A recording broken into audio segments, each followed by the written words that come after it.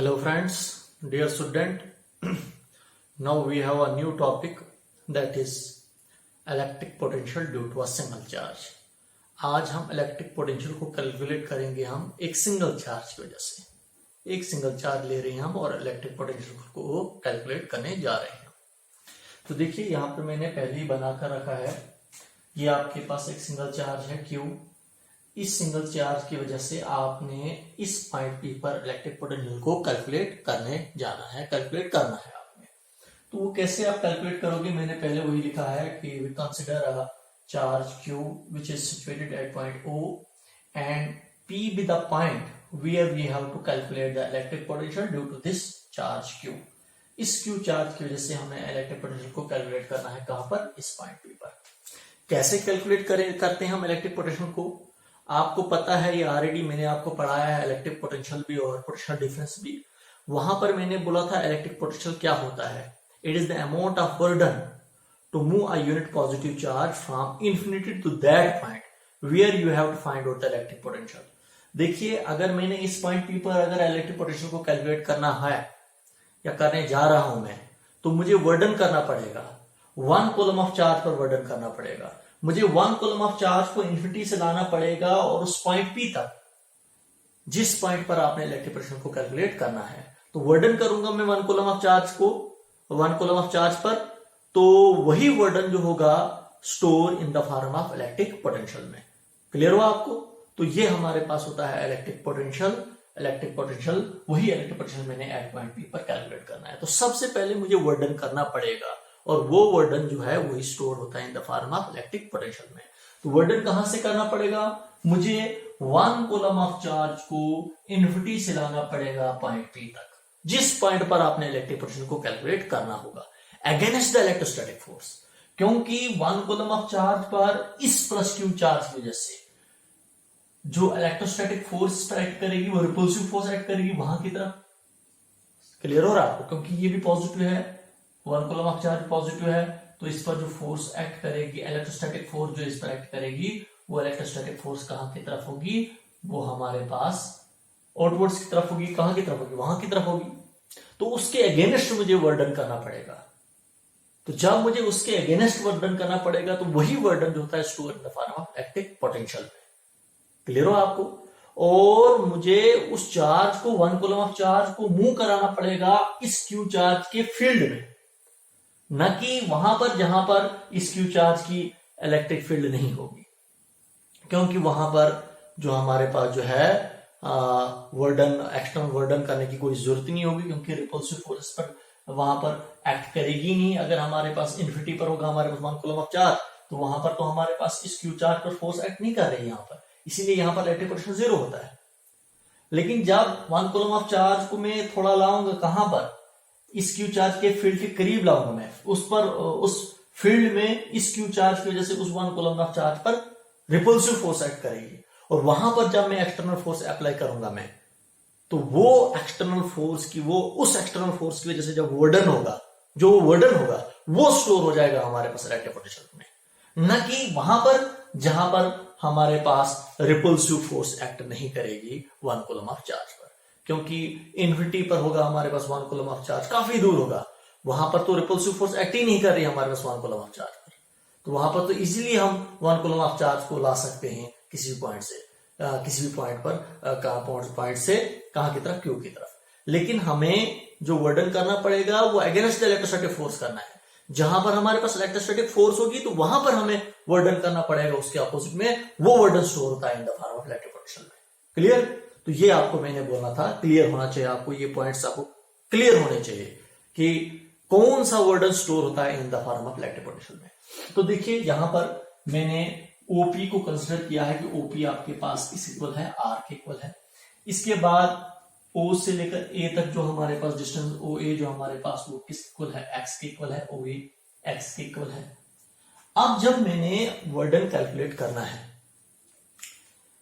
तो वर्डन कैलकुलेट करने से पहले क्या करूंगा मैं? मुझे पता है मैंने electric field intensity due to a single charge की वजह से मैंने इलेक्ट्रिक इंटेंसिटी निकाला है, जो पीछे हमारे पास जो इलेक्ट्रिक फील्ड में टॉपिक था, electric intensity due to a single charge. तो अगर मैं electric field intensity at point A पर निकालूंगा मैं due to this single charge. इस सिंगल चार्ज की वजह से अगर यहां पर मैं कहां पर ए पॉइंट पर इलेक्ट्रिक फील्ड इंटेंसिटी निकालूंगा मैं, तो इलेक्ट्रिक फील्ड इंटेंसिटी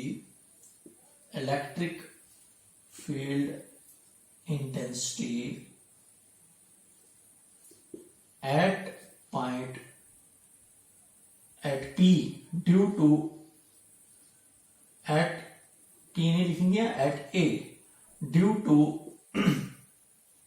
क्यू। इस क्यू की वजह से, इस सिंगल चार्ज की वजह से अगर हम इलेक्ट्रिक इंटेंसिटी निकालेंगे एट पॉइंट ए पर, तो ये हमें ऑलरेडी पता है ये इलेक्ट्रिक इंटेंसिटी किसकी होता है 1/4πε0 क्यू अपॉन एक्स स्क्वायर के होता है। एक्स होता है डिस्टेंस कहां से, चार्ज से लेकर उस पॉइंट तक जिस पॉइंट पर आपने इलेक्ट्रिक इंटेंसिटी को कैलकुलेट करना है। मैंने यहां पर ए पॉइंट पर इलेक्ट्रिक इंटेंसिटी को कैलकुलेट करना है इस सिंगल चार्ज की वजह से, तो वो किसको होगा 1/4πε0 ये क्यू आपका अपॉन डिस्टेंस का स्क्वायर। इस क्यू चार्ज से लेकर ए तक डिस्टेंस कितना है, एक्स है, तो उसका स्क्वायर होता है। ये हमारे पास इलेक्ट्रिक इंटेंसिटी कहां पर है, एट पॉइंट ए पर है। तो ये हमने इलेक्ट्रिक इंटेंसिटी को कैलकुलेट किया कहां पर, एट पॉइंट ए पर। आप देखिए मैंने पहले ही कहा है आपको, हमने इस पॉइंट पी पर इलेक्ट्रिक पोटेंशियल को कैलकुलेट करना है। तो इलेक्ट्रिक पोटेंशियल जो हमारे पास वो वर्डन के इक्वल होता है, वर्डन पर यूनिट चार्ज के इक्वल होता है। तो मुझे वर्डन करना पड़ेगा किस पर, इस 1 कूलम ऑफ चार्ज पर। तो सबसे पहले मैं स्मॉल वर्डन निकालूंगा। मैं स्मॉल वर्डन कैसे निकालेंगे हम, सबसे पहले मैं 1 कूलम ऑफ चार्ज को ए पॉइंट से बी पॉइंट तक पहुंचाऊंगा मैं, ए पॉइंट से लाऊंगा मैं और बी पॉइंट तक पहुंचाऊंगा मैं। और ए पॉइंट से लेकर बी तक जो हमारे पास जो डिस्टेंस कवर करेगा हमारे पास 1 कूलम ऑफ चार्ज, वो डी क्यू। तो सबसे पहले small amount of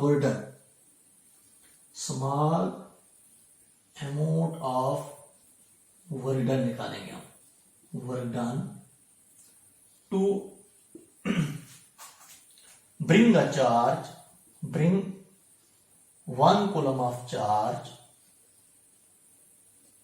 from A to B through a distance भी आप कह सकते हो, आप through a distance dx, क्योंकि स्मॉल डिस्टेंस होगा हमारे पास dx। तो जब हम 1 कूलम ऑफ चार्ज को ए से बी तक पहुंचाएंगे तो यहां पर जो हमारे पास वर्डन जो होगा वो स्मॉल वर्डन होगा।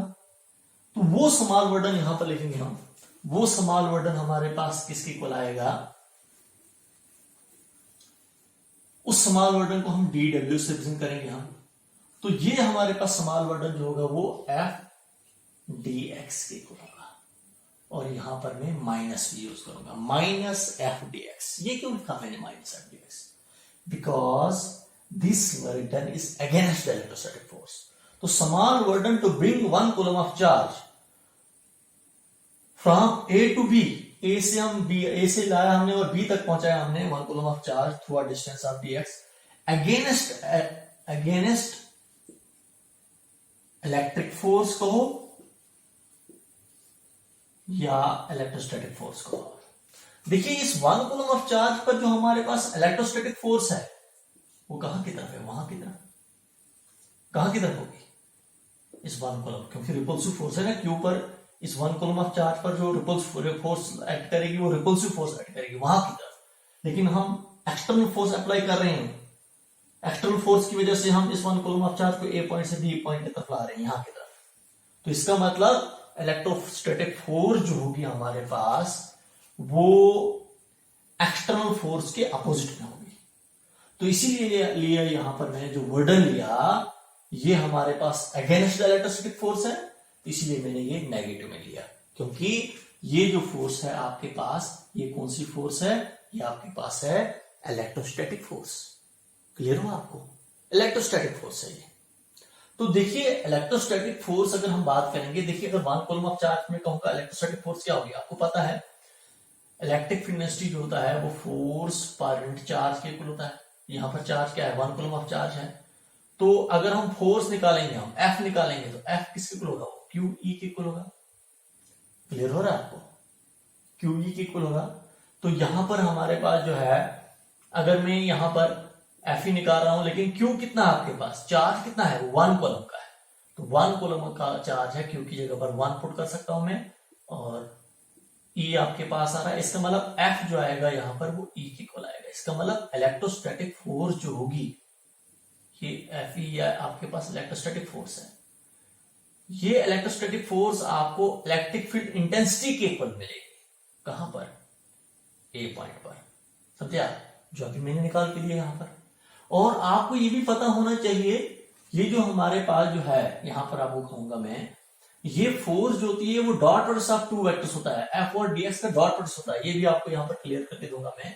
देखिए एफ डॉट डीएक्स का मतलब होता है एफ डॉट डीएक्स, तो वर्क जो हमारे पास जो है स्मॉल वर्डन अगर हम लिखेंगे हम, वो एफ डॉट डीएक्स इक्वल है, dot product of two vector है। तो dot product of two vectors किसके इक्वल होता है, ये हमारे पास जो होता है एफ डीएक्स कॉस थीटा के इक्वल होगा, इसी इक्वल होगा ना हमारे पास, क्योंकि dot product of two vector होता है एफ डीएक्स कॉस थीटा।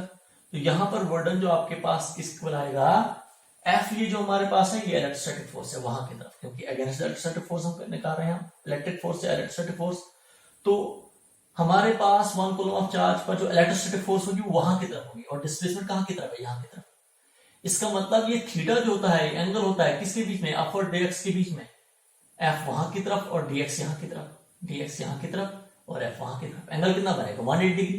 तो हमारे पास क्या होगा, एफ डीएक्स कॉस 180। तो work done is equal to cos 180 जो होता है वो -1 के इक्वल होता है, तो एफ डीएक्स ये आपके पास -1 है। तो work done is equal to small work done is equal to, ये माइनस पीछे आ जाएगा तो माइनस एफ डीएक्स, वही लिखा मैंने, देखो माइनस एफ डीएक्स।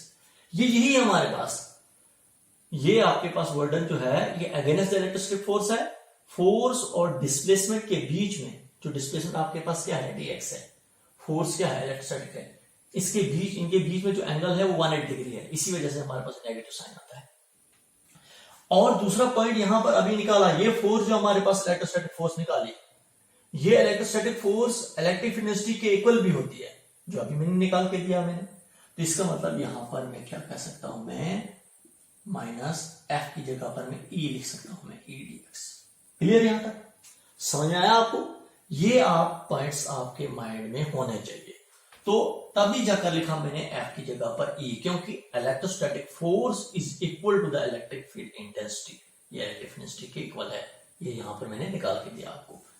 अब मैं वैल्यूज पुट करूंगा मैं, ये आपके पास स्मॉल वर्डन आपके पास है डी डब्ल्यू, अब मैं माइनस यहीं पर है, ई की जगह पर ई की वैल्यू को पुट करूंगा मैं, इलेक्ट्रिक इंटेंसिटी एट पॉइंट ए, इस पॉइंट पर कितनी है, वो हमारे पास है 1/4 pi epsilon not Q upon x square, और इसके साथ dx, ये आ गया आपके पास स्मॉल वर्डन। मैंने स्मॉल वर्डन ही नहीं निकालना है, सिर्फ मैंने निकालना है टोटल वर्डन 1 कूलम ऑफ चार्ज पर। वो कहां से लाना है, मैंने इंफिनिटी से लाना है 1 कूलम ऑफ चार्ज को, और कहां तक, P पॉइंट तक, क्योंकि मैंने इलेक्ट्रिक पोटेंशियल को P पॉइंट पर निकालना है। ये तो मैंने स्मॉल निकाला मैंने, क्योंकि स्मॉल से ही हमारे पास, क्योंकि इंटीग्रेशन की एप्लीकेशन हमारे पास, आपके पास स्मॉल वर्डन होगा तो स्मॉल वर्डन को आप इंटीग्रेट करो, आप इंटीग्रेशन का मतलब होता है सम करना। तो छोटे छोटे वर्डन को हम ऐड करेंगे तो हमारे पास टोटल वर्डन निकलेगा।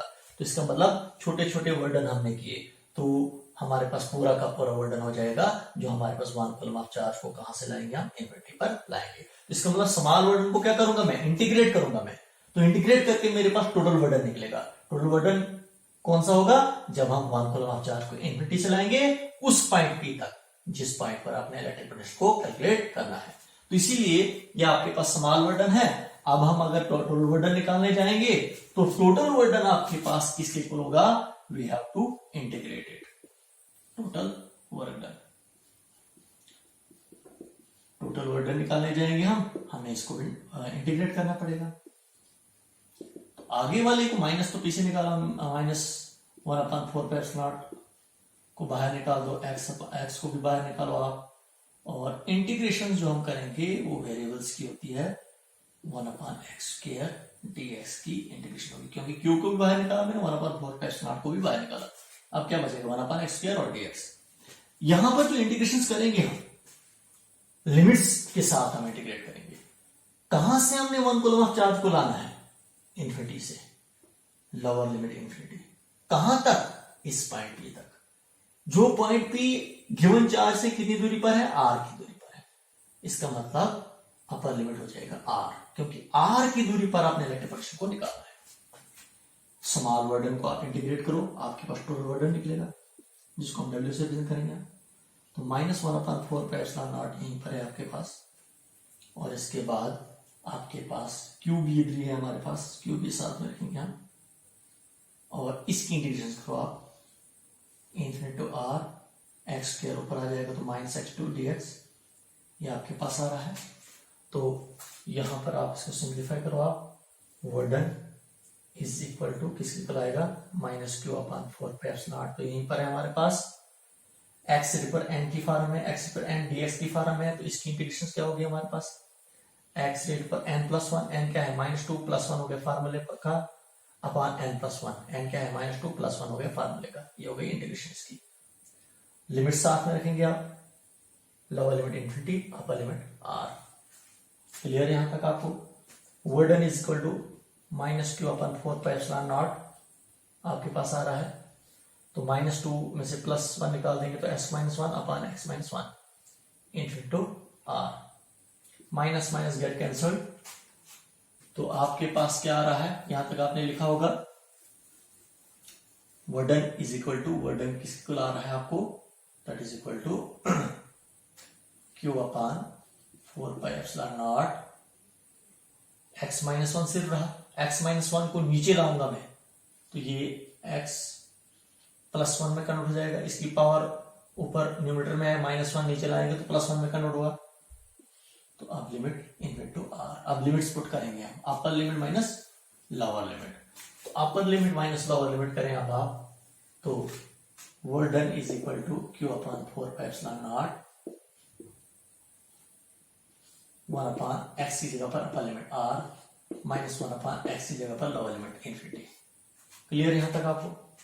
तो अब देखिए वर्डन इज इक्वल टू q/4πε0, तो यहीं पर है आपके पास 1/∞, तो यहीं पर है आपके पास 1/r, यहीं पर है तो 1/∞ 0 के इक्वल होता है। तो आपके पास वर्डन जो है आपके पास दैट इज इक्वल टू किसके इक्वल आ रहा है आपके पास? q/4πε0 r के इक्वल आ रहा है।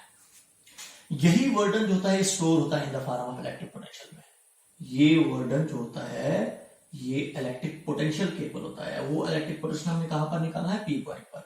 तो आपके पास इलेक्ट्रिक पोटेंशियल कितना आया? q/4πε0 r के इक्वल आया। तो ये आपने इलेक्ट्रिक पोटेंशियल को निकाला कहां पर? एट पॉइंट पी पर। बिकॉज दिस वर्डन जो हमने वर्डन किया किस पर? 1 कूलम ऑफ चार्ज पर। तो यही वर्डन जो होता है स्टोर होता है in the form of electric potential में, और हमने इलेक्ट्रिक पोटेंशियल निकाला कहां पर? एट पॉइंट पी पर, जो r की दूरी पर है गिवन चार्ज से। तो ये आपके पास एक्सप्रेशन निकली। यहां पर भी देखो आप, electric potential inversely proportional to distance आ रहा है। इसका मतलब गिवन चार्ज से हम जितना दूर जाएंगे हम, तो हमारा इलेक्ट्रिक पोटेंशियल जो है वो कम होता जाएगा, जिसको बोलते हैं पोटेंशियल ग्रेडियंट, जो मैंने पिछले लेक्चर्स में आपको पढ़ाया था। मैंने पोटेंशियल ग्रेडियंट जो हमने रिलेशन निकाला था किसके बीच में? इलेक्ट्रिक फ्रीक्वेंसी और पोटेंशियल डिफरेंस के बीच में। तो वहां पर हमने निकाला था electric frequency is equal to the negative of potential gradient. उसका मतलब ये होता है कि पोटेंशियल ग्रेडियंट का मतलब होता है fall of potential per unit length. हमारा पोटेंशियल जो है वो ड्रॉप हो जाता है लेंथ के साथ साथ। हर मीटर पर, हर सेंटीमीटर में, हर 1 मीटर में हमारे पास पोटेंशियल ड्रॉप होता जाएगा।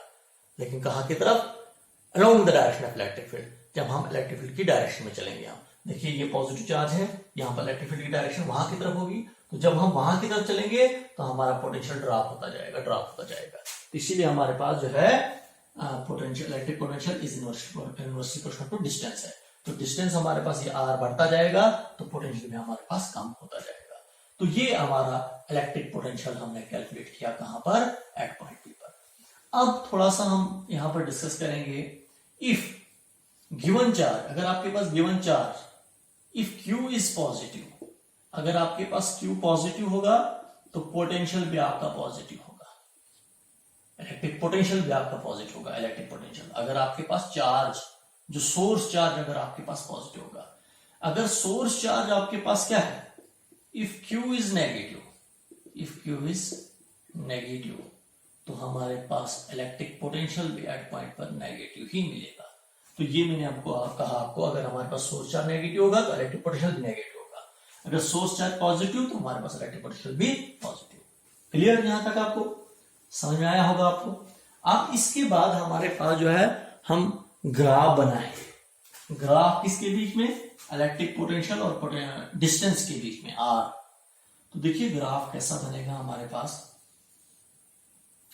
ये इलेक्ट्रिक पोटेंशियल है, ये डिस्टेंस है, तो गिवन चार्ज से हम दूर होते जाएंगे, ये डिस्टेंस है, वही डिस्टेंस है, तो ग्राफ हमारा ऐसा बनेगा। इसका मतलब ये हुआ कि एट स्मॉल डिस्टेंस, यहां पर देखिए डिस्टेंस बढ़ता जाएगा बढ़ता जाएगा, स्मॉल डिस्टेंस पर इलेक्ट्रिक पोटेंशियल देखो कहां पर है, हाई पर है, मैक्सिमम है इलेक्ट्रिक पोटेंशियल। लेकिन जो ही डिस्टेंस बढ़ता जाएगा तो पोटेंशियल हमारा कम होता जाएगा, कम होता जाएगा। डिस्टेंस बढ़ रहा है, आर बढ़ रहा है, आर बढ़ेगा तो हमारे पास पोटेंशियल कम होता जाएगा, कम होता जाएगा। जिसको बोलते हैं पोटेंशियल ग्रेडियंट, जिसको बोलते हैं नेगेटिव ऑफ पोटेंशियल ग्रेडियंट। हमारा पोटेंशियल ड्रॉप हो रहा है पर यूनिट लेंथ के साथ साथ। तो ये हमारे पास ग्राफ है, हमारे पास ऐसा ही ग्राफ हमारे पास नेगेटिव में बनेगा, फिर नेगेटिव एक्सिस ले लेंगे हम, तो वहां पर भी हमारे पास ग्राफ ऐसा ही बनेगा। तो देखिए ये हमने ग्राफ बनाया किसके बीच में, इलेक्ट्रिक पोटेंशियल और डिस्टेंस के बीच में।